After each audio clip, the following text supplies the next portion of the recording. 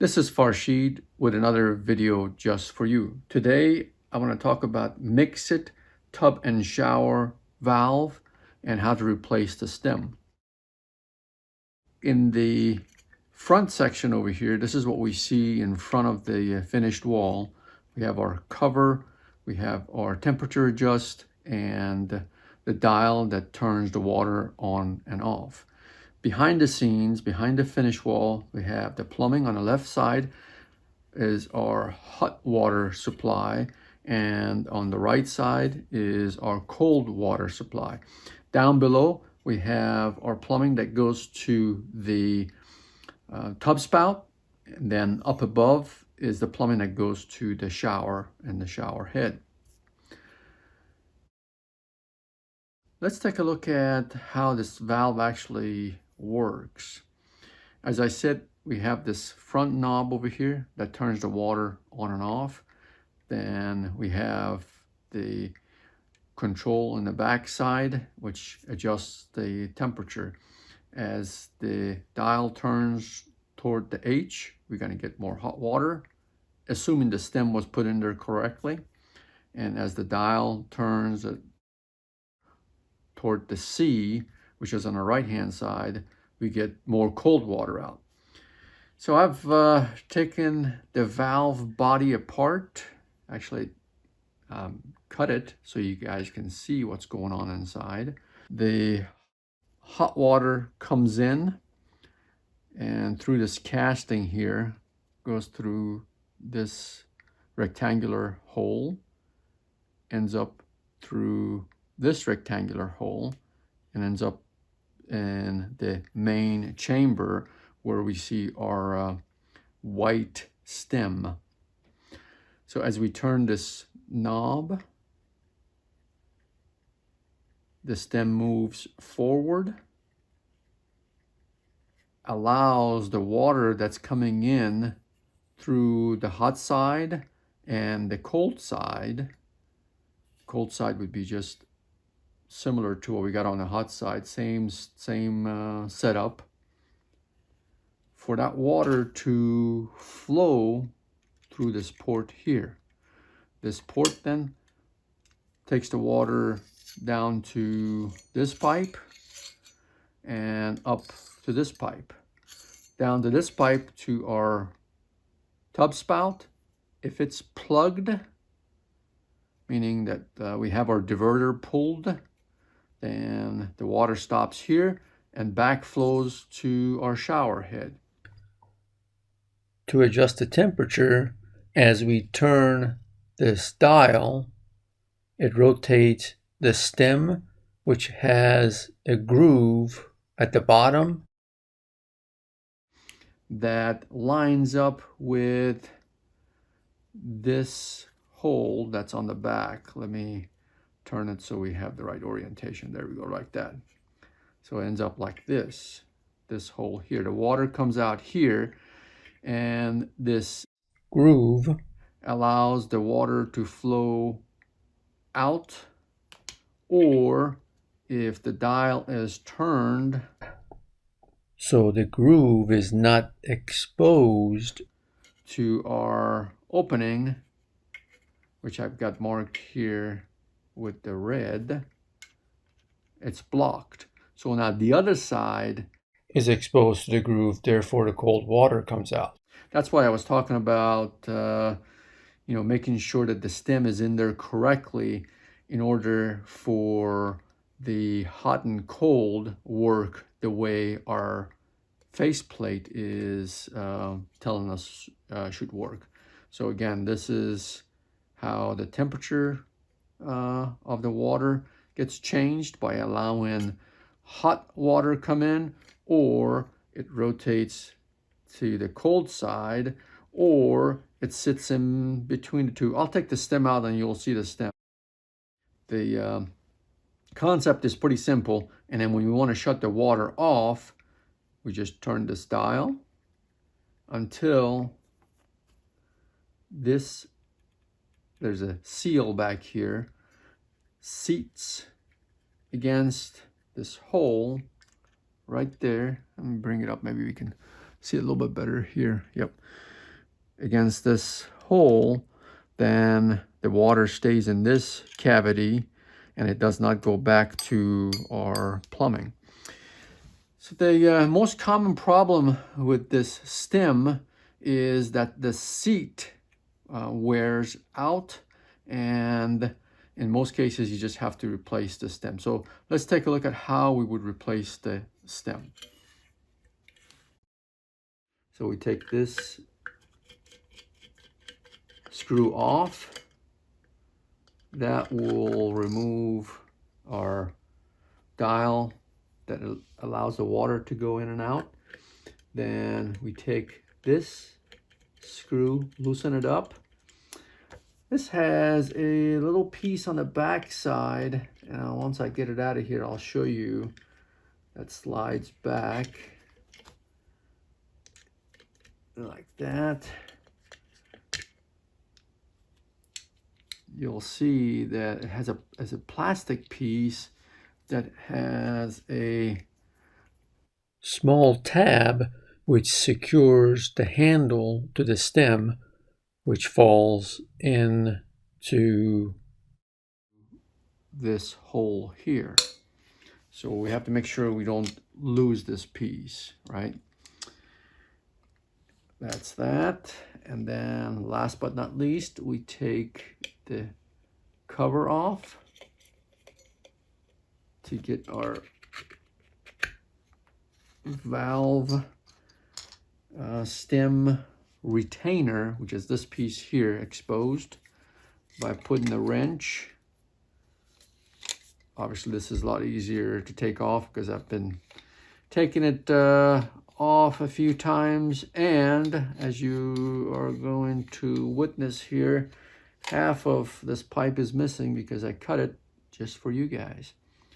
There's our stem as it was moving up and down, and then to replace it, move it around, pulls out. If it's difficult, then you can use a pair of pliers to pull it out.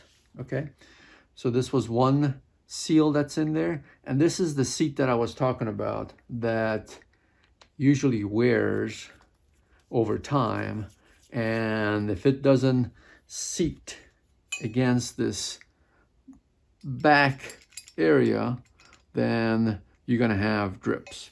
All right, to put a new one in, you can get this Mixet. Now keep in mind, this is for post 1968 valves. So apparently Mixet made two of these, one post, one pre, and this is post, and they look the same. And the reason look a little bit different right now is because this is pulled out. So if I collapse that, looks the same. And then there is a red dot. Now there's a debate on internet if the red dot's supposed to go at the bottom or on the top. This one puts the debate to rest because on here it says up.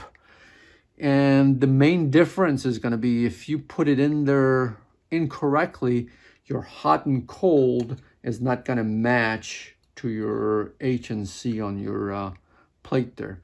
But before putting the new stem in, I usually put some of this grease, silicone grease or waterproof grease on your fingertips, and put it on this seal here and this seat back here.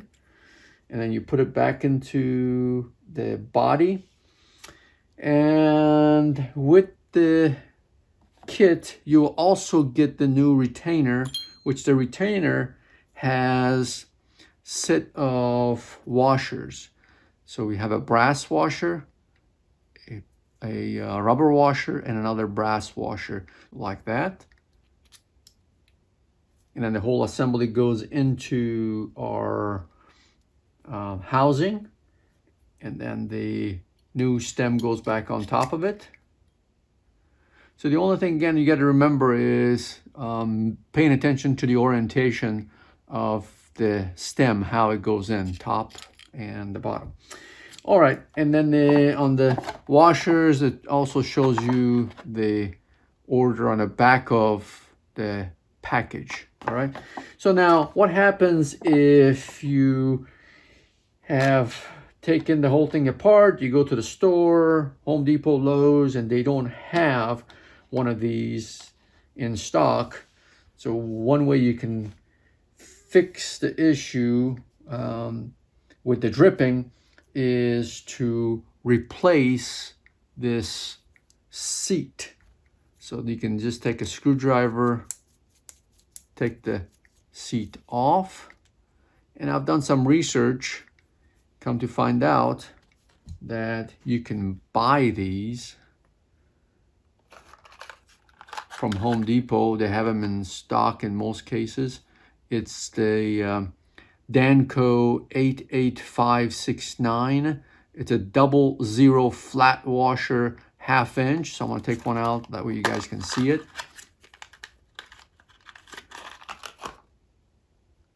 And trust me, they're both the same. This one here has seen years of wear, and that's why it drips. So this is your new one. You put some of this grease again on the new seat. Put the seat back on.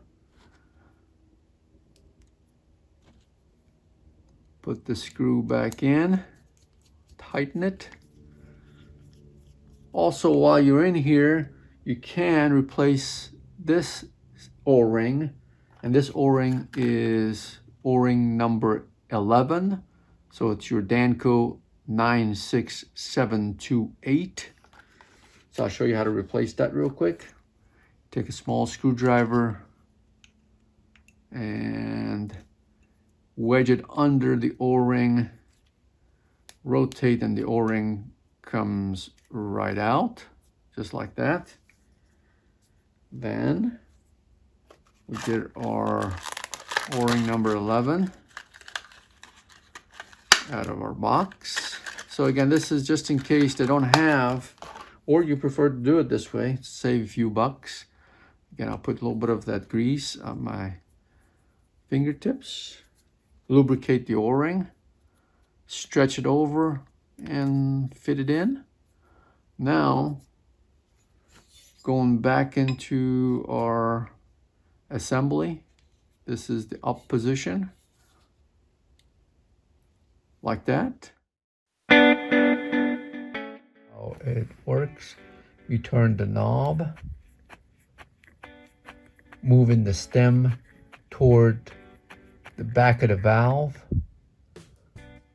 That seat that we have in there, it's blocking the water from flowing from this chamber to our shower head and the tub spout.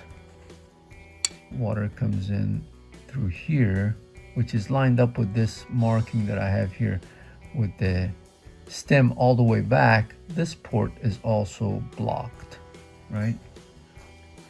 And then when we open it up, we allow the groove to line up with this hole. This is for the hot side, and it allows the water to come in. And then we want more hot water, so we're gonna turn the groove more toward our opening for the hot. If you want more cold water, we can turn our groove toward the opposite side, which would be the cold side. And then we decide, okay, we don't want any more water. Turn the knob. That right there seals. And this is again where the most of the problems happen here.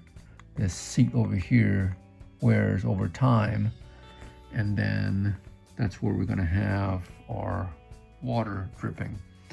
So here I'll show you the one I pulled out of there, what it looks like. It's pretty beat up, right?